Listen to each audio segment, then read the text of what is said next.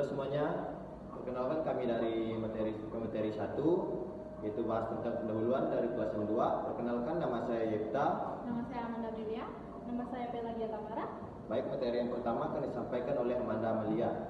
Baik, di sini saya akan menjelaskan tentang pendahuluan. Dalam karya ilmiah terdapat 3 bagian inti, yaitu pendahuluan, isi, dan penutup. Pendahuluan terdiri dari latar belakang penelitian, rumusan masalah, tujuan penelitian, manfaat penelitian, dan landasan teori. Pendahuluan adalah pengantar dan awal untuk membahas karya tulis. Bagian pendahuluan ini berhubungan antara topik dan teks karya ilmiah. Berdasarkan buku skripsi Sarjana Kependidikan, pendekatan kualitatif dan kuantitatif, pendahuluan adalah tempat untuk menjelaskan tujuan penelitian, pertanyaan, dan latar belakang sebuah penelitian atau karya ilmiah. Tujuan pendahuluan ini untuk mengarahkan penulis untuk mengajukan pertanyaan penelitian, misalnya di latar belakang menjelaskan perkembangan penelitian sebelumnya. Dalam latar belakang penelitian menjelaskan tentang isu atau variabel yang akan diteliti. Setelah latar belakang ada rumusan masalah tentang pertanyaan penelitian. Latar belakang adalah dasar atau titik tolak untuk memberikan pemahaman kepada pembaca atau pendengar mengenal apa yang ingin kita sampaikan. Latar belakang yang baik harus disusun dengan sejelas mungkin dan apabila perlu disertai dengan data atau fakta yang mendukung. Yang kedua, rumusan masalah. Rumusan masalah adalah tulisan singkat yang berisi pertanyaan tentang topik yang diangkat oleh penulis. Jadi rumusan masalah membuat pertanyaan yang hendak dijawab oleh penulis melalui tulis karya ilmiah. Baik, materi yang kedua akan dibacakan oleh Pelagia Tamara. Baiklah, selanjutnya ada tujuan penelitian. Nah, pada dasarnya tujuan penelitian ini menjelaskan dan untuk mengarahkan penulis merumuskan pertanyaan penelitian. Secara umum, tujuan penelitian antara lain untuk memperoleh pengetahuan atau penemuan baru, kemudian sebagai pembuktian atau pengujian tentang kebenaran dari pengetahuan yang sudah ada, dan sebagai pengembangan pengetahuan suatu bidang keilmuan yang sudah ada.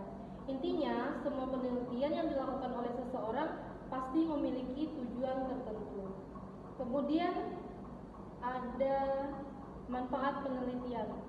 Manfaat penelitian adalah kegunaan hasil peneliti nanti bagi kepentingan pengembangan program maupun kepentingan ilmu pengetahuan.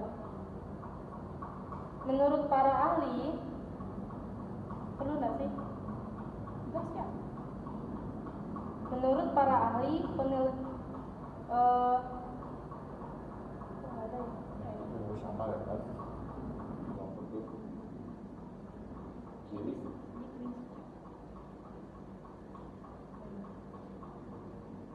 manfaat penelitian adalah kontribusi penelitian terhadap bidang keilmuan yang dipelajari. Bisa juga manfaat untuk budaya atau masyarakat tertentu. Sesuatu yang kita hasilkan dalam penelitian bisa membawa dampak tertentu terhadap pembaca. Harapannya untuk hal yang positif terhadap permasalahan penelitian kita. Dalam penelitian manfaat dibagi dua, yaitu manfaat teoritis, kemudian manfaat praktis. Nah, manfaat teoritis ini merupakan manfaat yang berhubungan dengan pengembangan ilmu. Dalam hal ini adalah ilmu linguistik. Hasil dari penelitian ini diharapkan dapat berguna dalam pengembangan ilmu bahasa, khususnya dalam bidang pragmatik. Kemudian ada manfaat praktis.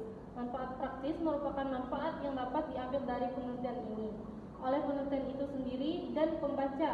Penelitian ini diharapkan dapat memberikan kontribusi kepada pembaca mengenai pemahaman terhadap percakapan di dalam komik berbahasa Indonesia ataupun bahasa lainnya, terutama dalam memahami prinsip kesatuan dan implikatur percakapan berdasarkan pelanggaran prinsip kesantunan dalam komik atau artikel bahasa Indonesia.